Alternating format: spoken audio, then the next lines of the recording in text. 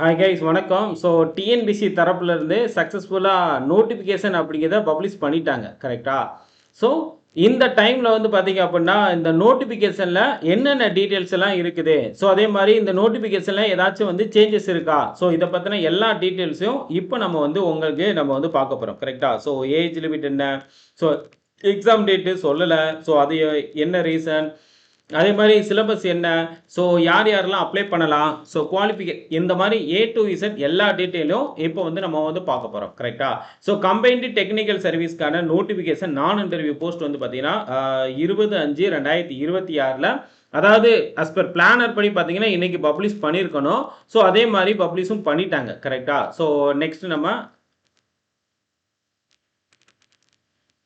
Okay. So அதே மாதிரி இதுக்கு அப்படியே நான் கீழே ஸ்க்ரோல் பண்ணேன்னா இதோட முக்கியமான டேட் என்ன அப்படின்னு இதில் வந்து கொடுத்துருக்காங்க. ஸோ இது முக்கியமான டேட் அப்படிங்கிறது என்னது, உங்களுக்கு வந்து டேட் ஆஃப் நோட்டிஃபிகேஷன் இன்னைக்கு. ஓகே. ஸோ மே 20 அதே மாதிரி காமன்ஸ்மெண்ட் ஆஃப் ரிசீவிங் அப்ளிகேஷன் அப்படின்னு பார்த்தீங்கன்னா அதாவது மே 27 தான் உங்களால் அப்ளைவே பண்ண முடியும் கரெக்டாக? நோட்டிஃபிகேஷன் அப்படிங்கிற பிளானர் படி பார்த்தீங்கன்னா இன்னைக்கு சொல்லிட்டாங்க. பட் அப்ளிகேஷன் ரிசீவிங் அப்படிங்கிறது மே 27 தான் நம்மளால அப்ளை பண்ண முடியும். அடுத்த வாரத்துலேருந்து அப்ளை பண்ண முடியும் கரெக்டா? ஸோ அதே மாதிரி last date for the online application அப்படிங்கிறது சப்மிட் பண்ணுறதுக்கு ஜூன் 25 வரைக்கும் கொடுத்துருக்காங்க கரெக்டா? ஸோ அதே நேரத்தில் உங்களுக்கு அப்ளிகேஷன் கரெக்ஷன் விண்டோ அப்படிங்கிறது ஜூன் 29 ஜூலை 1 வரைக்கும் வந்து இது ஆன்லைனில் இருக்கும். நீங்கள் அப்போ உங்களுக்கு தேவையான விஷயங்களை வந்து கரெக்ஷன் பண்ணிக்கலாம் அப்படின்னு சொல்லியிருக்காங்க கரெக்டாக? 29, 30 ஓகே. ஸோ ஜூலை 1 வரைக்கும் கொடுத்துருக்காங்க. இதில் முக்கியமான ஒரு விஷயம் என்ன அப்படின்னா date and time of the examination இதுதான் வந்து சொல்லப்படவில்லை கரெக்டா? ஸோ டேட்டும் சொல்லலை, அதே நேரத்தில் எப்போ, ஏன்னா இது வந்து ஆகஸ்ட் 3 அப்படிங்கிறது முன்னாடி அஸ் பர் பிளானர் படி பார்த்தீங்க அப்படின்னா ஸோ பிளானரில் வந்து ஆகஸ்ட் 3 அப்படின்னு சொல்லிட்டு இதில் வந்து மென்ஷன் பண்ணியிருந்தாங்க கரெக்டா? ஸோ இதில் வந்து அப்ளிகேஷன் டேட்டே வந்து மே 27 தான் ஸ்டார்ட் ஆகுது கரெக்டா? ஸோ அதனால இவங்க வந்து என்ன பிளான் பண்ணியிருக்காங்க, ஆனால் போன வருஷம் டிசம்பர் 3 இதுக்கான டேட்டை வந்து கன்ஃபார்ம் பண்ணிட்டாங்க பிளானரில். ஸோ அதுக்கப்புறம் வேறு ஏதாச்சும் ஒரு எக்ஸாம் அந்த டைமில் வந்து வச்சுருந்தா கூட அவங்களுக்கு பிரச்சனை இல்லை. ஏன்னா ஃபஸ்ட்டு யார் கன்ஃபார்ம் பண்ணுறாங்களோ அவங்களுக்கு தான் அந்த டேட் அப்படிங்கிறத மார்க் பண்ணுவாங்க கரெக்டாக? ஏன்னா இன்னொரு எக்ஸாம் அப்படிங்கிறது அந்த டேட்டில் இல்லாமல் பார்த்துக்கிடுவாங்க, அந்த மாதிரிலாம் செய்வாங்க. இது வந்து யூஸ்ஃபுல்லான வழக்கம். ஸோ இந்த டேட் அப்படிங்கிறது எப்போ வருது அப்படின்னு சொல்லிட்டு வெயிட் பண்ணி பார்க்கலாம். அதே மாதிரி பேப்பர் 1 அப்படிங்கிறது யூஸ்ஃபுல்லாக தமிழ் எலிஜிபிலிட்டி டெஸ்ட் கரெக்டா? So Tamil eligibility and general studies and aptitude எல்லாமே இருக்கு. அதே மாதிரி பேப்பர் 2 தான் உங்களுக்கு வந்து சப்ஜெக்ட் பேப்பர் கரெக்டா? ஸோ நீங்கள் எந்த டிபார்ட்மெண்ட் எடுக்கிறீங்களோ அந்த சப்ஜெக்ட் பேப்பரை வந்து நீங்கள் எடுக்கிற மாதிரி இருக்கும். இது எல்லா சப்ஜெக்ட்டையும் நீங்கள் வந்து படிக்கணும்னு அவசியம் இல்லை. நீங்கள் எந்த ஃபார் எக்ஸாம்பிள் வந்து நீங்கள் விசுவல் கம்யூனிகேஷன் முடிச்சிருந்தீங்க அப்படின்னா விசுவல் கம்யூனிகேஷன் போஸ்ட்டுக்கு வந்து நீங்கள் எலிஜிபிள். ஸோ அப்போ அந்த போஸ்ட் கோடு 477 இந்த இதை வந்து நீங்கள் யூஸ் பண்ணி நீங்கள் அதை வந்து அப்ளை பண்ணிக்கலாம் கரெக்டா? ஸோ அதே நேரத்தில் உங்களுக்கு physics, chemistry, biology, computer science, forensic science எல்லாமே வந்து இந்த போஸ்ட் அப்படிங்கிறது இருக்குது. ஸோ என்னென்ன வகையான போஸ்ட் அப்படிங்கிறது இந்த எக்ஸாம் டேட் வந்து கொடுக்கல, அது வந்து லேட்டராக சொன்னாங்கன்னா நான் வந்து கண்டிப்பாக அப்டேட் பண்ணுறோம். அதே மாதிரி போஸ்ட் அண்ட் வேக்கன்சியை பொறுத்தளவில் அசிஸ்டன்ட் ஜியாலஜிஸ்ட், அதே மாதிரி அசிஸ்டன்ட் இன்ஜினியர், அக்ரிகல்ச்சர் ஆஃபீஸர் கரெக்டாக? ஸோ அக்ரிகல்ச்சர் ஆஃபீஸருக்கு வந்து பார்த்தீங்கன்னா நம்பர் ஆஃப் வேக்கன்சி 11 வேக்கன்சி அப்படிங்கிறது மென்ஷன் பண்ணியிருக்காங்க. ஸோ லெவல் நம்பர் 20 கரெக்டாக? ஸோ லெவல் 20ல் அக்ரிகல்ச்சர் ஆஃபீஸர்ஸ் வந்து 11 அப்படின்னு கொடுத்துட்டாங்க. அதேமாதிரி ட்ரக் இன்ஸ்பெக்டர், ஹார்டிகல்ச்சர் ஆஃபீஸர் பார்த்தீங்கன்னா 17 வேக்கன்சி அப்படிங்கிறது கொடுத்துருக்காங்க. ஸோ இதுவுமே வந்து லெவல் 20 கரெக்டாக? ஸோ லெவல் 20 அப்படிங்கிறது நல்ல பேயே இருக்கும். உங்களுக்கு வந்து கிட்டத்தட்ட நியர்லி 60+ வந்து கண்டிப்பாக 65+ வந்து நெட் சேலரி வரும். உங்களுக்கு டேக் ஹோம் அப்படிங்கிறது 60,000 சம்திங் வந்து கண்டிப்பாக வரும். ஸோ அதே மாதிரி உங்களுக்கு வந்து இது லெவல் 20 அப்படிங்கிறது கொடுத்துருக்காங்க கரெக்டாக? அசிஸ்டன்ட் இன்ஜினியர் சிவில், அதே மாதிரி ஜியாலஜிஸ்ட்டு, அதே மாதிரி நிறைய என்விரான்மெண்டல் சயின்டிஸ்ட் நிறைய, ஏன்னா இந்த டெக்னிக்கல் சர்வீஸ் அப்படின்னாலே டெக்னிக்கல் ஓரியன்டாக வர்ற எல்லாமே வந்து உங்களுக்கு இதில் வந்து கொண்டு வந்துடுவாங்க கரெக்டாக? So assistant account officer, assistant manager, assistant engineering, archaeological officer. Okay. So நிறைய டிபார்ட்மெண்ட் வந்து இதில் கொடுத்துருக்காங்க. ஸோ அதே மாதிரி ஜூனியர் சயின்டிஃபிக் ஆஃபீஸர் கரெக்டாக? ஜேஎஸ்ஓ. ஸோ இதெல்லாம் ஃபாரன்சிக் சயின்ஸு நிறைய இதில் வந்து கொடுத்துருக்காங்க நம்பர் ஆஃப் வேகன்சி அப்படின்னு சொல்லிட்டு. System manager. Okay. So system manager வந்து பார்த்தீங்கன்னா civil supplies and consumer protection அந்த டிபார்ட்மெண்ட்டில் கொடுத்துருக்காங்க. ஓகே. ஸோ லைப்ரரியன் எல்லாமே கிட்டத்தட்ட வேக்கன்சி அப்படிங்கிறது வந்து பார்த்தீங்க அப்படின்னா, ஸோ ஓவராலா 461 வேக்கன்சி கரெக்ட்டா?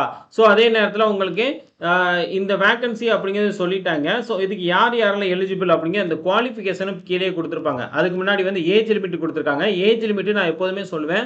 ஜூலை 1, 2026ல எப்போதுமே ஜூலை 1 தான் மார்ஜினலா ஃபிக்ஸ் பண்ணுவாங்க. ஸோ அதே மாரி ஜூலை 1, 2026ல நீங்க மினிமம் ஏஜ் லிமிட் வந்து பார்த்தீங்கன்னா, 21 இயர் அப்படிங்கிறது கம்ப்ளீட் பண்ணியிருக்கணும். கரெக்ட்டா? ஸோ அதே நேரத்தில நெக்ஸ்ட் வந்து பார்த்தீங்கன்னா, general candidate okay. So others அப்படின்னு குடுத்துருக்காங்க. நீங்க வந்து பிசி, எம்பிசி, எஸ்சி, எஸ்டி இல்லாத அன்ரிசர்வ்டு கேண்டிடேட் அதான் அதர்ஸ் ஓகே. இல்ல அப்படின்னா ஜிடி அப்படின்னு கூட சொல்லலாம். ஜெனரல் கேண்டிடேட் அப்படின்னு கூட நம்ம சொல்ல முடியும். கரெக்ட்டா? ஸோ இவங்களுக்கான மினிமம் ஏஜ் லிமிட்ட பொறுத்தளவுல 21 இயர் எல்லாருக்குமே கரெக்ட்டா?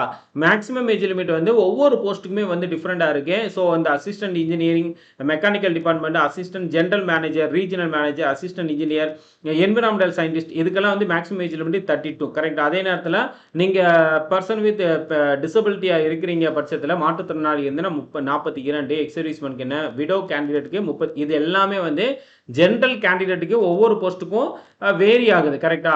ஸோ ஒரு சில போஸ்ட்டுக்கு 42 குடுத்துருக்காங்க. ஒரு சில போஸ்ட்டுக்கு 52 வரைக்கும் ஜூனியர் போட்டோகிராஃபருக்கு வந்து பார்த்தீங்கன்னா, 52 வரைக்கும்லாம் குடுத்துருக்காங்க. ஸோ பார்த்துக்கலாம். அதே மாரி அதர்ஸ பொறுத்தளவுல ஓகே. ஸோ அதர்ஸ் இப்ப நம்ம பார்த்தாச்சு. அதே மாரி எஸ்சி, எஸ்டி, பிசி, எம்பிசிய பொறுத்தளவுல என்ன ஏஜ் லிமிட் அப்படின்னு சொல்லி இங்க வந்து மென்ஷன் பண்ணிருக்காங்க. So assistant engineering and environmental சயின்டிஸ்ட்க்கு மட்டும் தான் மேக்ஸிமம் ஏஜ் லிமிட் 37 குடுத்துருக்காங்க. கரெக்ட்டா? அதே மாரி மாற்றுத்திறனாளி இருக்கிற பட்சத்தில 47, எக்ஸ் சர்வீஸ்மேன் 55, விடோ கேண்டிடேட்னா 39. ஆனா மத்த எந்த போஸ்ட்டுக்குமே மேக்ஸிமம் ஏஜ் லிமிட்டே கிடையாது. கரெக்ட்டா? No maximum age limit. No maximum age limit அப்படின்னா எந்த வயசு வரைக்கும் அப்ளை பண்ண முடியும் அப்படின்னு கேட்டீங்கன்னா, 60 வயசு வரைக்கும் உங்களால அப்ளை பண்ண முடியும். கரெக்ட்டா? ஏன்னா கவர்மெண்ட் ரிட்டயர்மெண்ட் ஏஜ் என்னன்னு பார்த்தீங்கன்னா 60 வயசு. அந்த 60 வயசுல ஜூலை 1, 2026ல உங்களுக்கு 60 வயசு கம்ப்ளீட் ஆயிருக்கும். அது வரைக்கும் நீங்க அப்ளை பண்ணிக்க எலிஜிபிள் தான். கரெக்ட்டா? அதே மாரி சப்போர்ட்டிங் டாக்குமெண்ட் என்னென்ன அப்படின்னு இங்க குடுத்துருக்காங்க. நீங்க educational qualification and technical qualification குடுத்துருக்காங்க. ஏன்னா ஒவ்வொரு போஸ்ட்டுக்குமே இது வந்து டிஃபரெண்ட் ஆகும். கரெக்ட்டா? இப்போ வந்து ஜியாலஜிஸ்ட் அப்படின்னு எடுத்துக்கிட்டீங்க அப்படின்னா, master of science degree in geology இது முடிச்சிருக்கணும். அல்லது master of science degree in applied geology கரெக்ட்டா? ஸோ இல்ல அப்படின்னா master of science technology in hydrology of any university இதெல்லாம் நீங்க வந்து அதே மாரி ஜியாலஜிஸ்ட் வந்து பார்த்தீங்கன்னா, எம்எஸ்சி ஜியாலஜி முடிச்சிருக்கணும். அசிஸ்டன்ட் இன்ஜினியரிங், அக்ரிகல்ச்சர் இன்ஜினியரிங்லாம் பார்த்தீங்கன்னா, நீங்க வந்து பிஇல அக்ரிகல்ச்சர் இல்ல அப்படின்னா பிடெக் அக்ரிகல்ச்சர் இன்ஜினியரிங் முடிச்சிருக்கணும். கரெக்ட்டா? அல்லது ஸோ பிஇ மெக்கானிக்கல் இன்ஜினியரிங் முடிச்சிருந்தாலும் இதுக்கு வந்து எலிஜிபிள் அப்படின்னு குடுத்துருக்காங்க. கரெக்ட்டா? So BE mechanical engineering, BE civil, BTech automobile engineering, production engineering, industrial engineering, civil and structural engineering, mechanical and production engineering okay. So இந்த இதில ஏதாச்சும் முடிச்சிருந்தா கூட அ அதாவது இதில என்ன சொல்றாங்க, பார்ட் 2 வந்து எலிஜிபிள் தான். Mechanical, civil, BTech. அக்ரிகல்ச்சர்ல யாருமே கிடைக்காத பட்சத்தில தான் பார்ட் 2வ வந்து நாங்க கன்சிடர் பண்ணுவோம் அப்படின்னு சொல்றாங்க. கரெக்ட்டா? பாருங்க. Candidate possessing the qualification item 2 shall be considered only okay if no candidate with qualification of item number 1. So agriculture இன்ஜினியரிங்ல யாரும் இல்லாத பட்சத்தில தான் மெக்கானிக்கல், சிவில் இவங்கள எல்லாம் நான் உங்கள கன்சிடர் பண்ணுவோம் அப்படின்னு சொல்லியிருக்காங்க. பட் அதுக்கு வாய்ப்பு இல்ல. ஏன்னா எப்படினாலும் அக்ரிகல்ச்சர்ல கண்டிப்பா அதுக்கான கேண்டிடேட் வந்து இருப்பாங்க. கரெக்ட்டா? ஏன்னா இப்ப நீங்க வந்து 100க்கு 90 மார்க் எடுத்து அக்ரிகல்ச்சர் முடிச்சவங்க 80 மார்க் எடுத்தாங்கன்னா அவங்கள தான் கூப்பிடுவாங்க. ஏன்னா இந்த போஸ்ட் அப்படிங்கிறது அக்ரிகல்ச்சர் ரிலேட்டடா இருக்குது. கரெக்ட்டா? அதே மாரி அக்ரிகல்ச்சர் ஆஃபீசர் எக்ஸ்டென்ஷன் இதுவுமே வந்து bachelor degree in agriculture. So அதே மாரி லைப்ரரியன் இதெல்லாம் குடுத்துருக்காங்க. ஸோ அப்ப என்ன போஸ்ட்டுக்கு வந்து ஸ்பெசிஃபைடா நீங்க அப்ளை பண்றீங்களோ அதுக்கான ரெலவென்ட்டான நீங்க கோர்ஸ் அப்படிங்கிறத வந்து கம்ப்ளீட் பண்ணியிருக்கணும். கரெக்ட்டா? ஸோ இப்போ வந்து ஐடி அப்படின்னா ஆ கம்ப்யூட்டர் சயின்ஸ் இன்ஜினியரிங் அப்படிங்கிறத முடிச்சிருக்கணும். கரெக்ட்டா? ஸோ இன்ஃபர்மேஷன் டெக்னாலஜி இவங்க எல்லாருமே வந்து இதுக்கு எலிஜிபிள் தான். கரெக்ட்டா? overall first class okay so or equivalent cumulative grade point average okay so any of the following subject computer science இல்ல எதுல வேணாலும் நீங்க சப்ஜெக்ட் வந்து முடிச்சிருக்கணும் அப்படின்னு சொன்னா டக் இன்ஸ்பெக்டர் இதெல்லாம் வந்து இருக்கு ஜூனியர் ஆர்காலஜிஸ்ட் ஸோ நிறையா போஸ்ட் அப்படிங்க கொடுத்துருக்காங்க கிட்டத்தட்ட எத்தனை வகையான போஸ்ட் அப்படின்னு கேட்டிங்க அப்படின்னா ரொம்ப போய்கிட்டே இருக்கு எஸ். ஒரு 45 வகையான போஸ்ட் அப்படிங்க இதில வந்து இருக்குது. நீங்க எந்த போஸ்ட்டுக்கு அப்ளை பண்றீங்களோ, அதுக்கான குவாலிஃபிகேஷன் என்ன அப்படிங்கிறது கிளியரா வந்து பார்த்துட்டு அப்ளை பண்ணிக்கோங்க. ஏன்னா எல்லா போஸ்ட்டுக்குமே வந்து இப்போ குரூப் 1 அப்படின்னா எனி டிகிரி தான். எல்லாமே ஒரே டிகிரி தான். ஒரே மாரி வாங்க அப்படிங்கிற மாரி கரெக்ட்டா? ஆனா இங்க வந்து அப்படி கிடையாது. ஸோ ஒவ்வொரு போஸ்ட்டுக்குமே டிஃபரெண்ட் ஆகுது. கரெக்ட்டா? அதே மாரி மெடிக்கல், பிசிக்கல் ஸ்டாண்டர்ட் அப்படிங்கிறது இங்க வந்து குடுத்துருக்காங்க. ஸோ இந்த பிசிக்கல் ஸ்டாண்டர்ட்ஸ் வந்து பார்த்தீங்கன்னா, ஒவ்வொரு போஸ்ட்டுக்கும் டிஃபரெண்ட் ஆகுது. அதையும் வந்து செக் பண்ணிக்கோங்க. அப்புறம் வந்து பிளான் ஆஃப் த எக்ஸாம் கரெக்ட்டா? ஸோ இந்த எக்ஸாம் அப்படின்னு பார்த்தீங்கன்னா, சிங்கிள் ஸ்டேஜ் எக்ஸாம் கரெக்ட்டா? ஸோ சிங்கிள் ஸ்டேஜ் எக்ஸாம்னா இந்த ஒரே ஒரு எக்ஸாம் தான். மெயின் எக்ஸாம் அப்படிங்கிறது எதுவுமே கிடையாது. சிங்கிள் ஸ்டேஜ் எக்ஸாம் அப்படின்னு சொல்லியிருக்காங்க. அதே மாரி உங்களுக்கு சர்டிஃபிகேட் வெரிஃபிகேஷன பொறுத்தளவுல 1:3 ஆர் 1:2 கரெக்ட்டா? இந்த 1:2 அப்படிங்கிறது யூசுவலா கூப்பிடுறது ஒருவேளை கடைசி மார்க்ல வந்து எத்தனை பேர் இருக்காங்களோ அத்தனை பேரையும் கால்ஃபர் பண்ணுவாங்க. அப்ப அது வந்து 1:2.5 கூட போகலாம். 1:3 கூட போகலாம். கரெக்ட்டா? அத வந்து இங்க வந்து மென்ஷன் பண்ணியிருக்காங்க சர்டிஃபிகேட் வெரிஃபிகேஷனுக்கு. அப்ப இது வந்து சிங்கிள் ஸ்டேஜ் எக்ஸாம் தான். கரெக்ட்டா? அதே நேரத்துல இது வந்து 2 பேப்பர். ஓகே. ஸோ ரேங்க பொறுத்தளவுல எத கன்சிடர் பண்ணுவாங்கன்னா 2 பேப்பரு. பேப்பர் 2 வந்து ஃபுல்லா ரேங்க்ல வந்து கன்சிடர் பண்ணுவாங்க சப்ஜெக்ட் பேப்பர. பேப்பர் 1 வந்துல தமிழ் எலிஜிபிலிட்டியை கன்சிடர் பண்ண மாட்டாங்க. கரெக்ட்டா? Part B and part C of the paper 1. Okay. அதாவது ஆப்டிடியூட் அண்ட் ஜிஎஸ் பேப்பர் இருக்கு பார்த்தீங்களா? 170 சாரி 100 கொஸ்டின். அத மட்டும் தான் இத வந்து கன்சிடர் பண்றாங்க. கரெக்ட்டா? அதே மாரி height. So physical fitness of the post of assistant superintendent of approved schools. கரெக்ட்டா? ஒரு சில ஸ்கூலுக்கு மட்டும் அசிஸ்டன்ட் சூப்பரிண்டென்ட் அப்படிங்கிற போஸ்ட் வந்து இருக்குது. அதுக்கு என்ன ஹைட் இருக்கணும் மினிமம் அப்படின்னு அதையும் வந்து குடுத்துருக்காங்க. ஸோ ஸ்கீம் ஆஃப் எக்ஸாம பொறுத்தளவுல உங்களுக்கு வந்து ஃபர்ஸ்ட் பேப்பர் அப்படிங்கிறது ஓஎம்ஆர் பேஸ்ல குடுத்துருக்காங்க. கரெக்ட்டா? இதுல வந்து தமிழ் எலிஜிபிலிட்டிய மட்டும் உங்களுக்கு கன்சிடர் பண்ண மாட்டாங்க. 100 கொஸ்டின். இந்த 100 கொஸ்டின்ல நீங்க மினிமம் 40% எடுத்தாலே பாஸ். கரெக்ட்டா? ஸோ இத நீங்க பாஸ் பண்ணா தான் மத்த பேப்பர வந்து வேலிட் பண்ணுவாங்க. இதுல பார்ட் பி ஜெனரல் ஸ்டடீஸே கன்சிடர் பண்ணுவாங்க. பார்ட் சி ஆப்டிடியூட வந்து கன்சிடர் பண்ணுவாங்க. பார்ட் 2 பேப்பர் 2ல இருக்கிற சப்ஜெக்ட் பேப்பர இத வந்து கன்சிடர் பண்ணுவாங்க. கரெக்ட்டா? ஸோ அதே மாரி பேப்பர் 1 அண்ட் 2ல வந்து பார்ட் பி, சி இதுல பேப்பர் 1ல தமிழ் எலிஜிபிலிட்டிய நீங்க ஜஸ்ட் குவாலிஃபையிங் நேச்சர் மட்டும் தான். அத வந்து ஃபைனல் ரேங்க் லிஸ்ட்ல கன்சிடர் பண்ண மாட்டாங்க. அதே நேரத்துல உங்களுக்கு வந்து பார்ட் பி, பார்ட் சி அதே நேரத்துல பேப்பர் 2 வந்து ஃபுல்லாவே ரேங்கிங்ல கன்சிடர் பண்ணுவாங்க. கரெக்ட்டா? ஸோ இது ஓவரால் ரேங்க் வந்து பார்த்தீங்கன்னா 450 mark. Okay.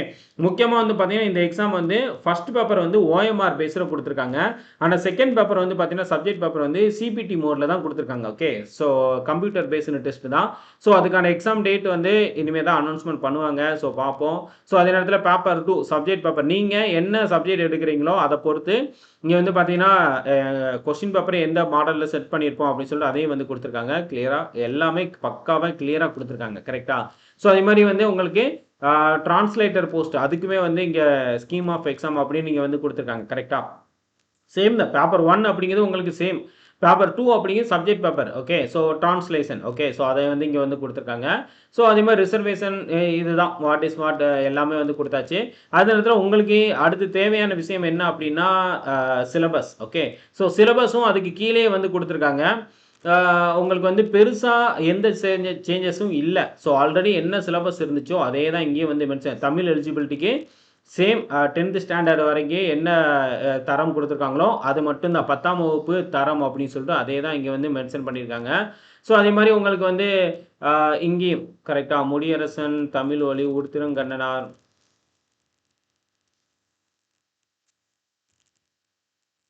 Quaid-e Millath. Okay. So இது எல்லாமே சேம் தான். ஓகே. Degree standard. ஸோ அதே மாரி ஆப்டிடியூட பொறுத்தவரையில எஸ்எஸ்எல்சி ஸ்டாண்டர்டு, ஜிஎஸ் தான். மத்த உங்களுக்கு என்ன டிபார்ட்மெண்ட் பேப்பரோ அது எல்லாமே வந்து ஏ டூ இசட் வந்து இங்க மென்ஷன் பண்ணியிருக்காங்க. So okay. ஸோ கிட்டத்தட்ட எல்லா டீட்டெயிலும் வந்து நம்ம பார்த்தாச்சு. ஸோ கண்டிப்பா இந்த இன்ஃபர்மேஷன் உங்களுக்கு யூஸ்ஃபுல்லா இருந்திருக்கும் அப்படி சொல்லிட்டு நம்புறேன்.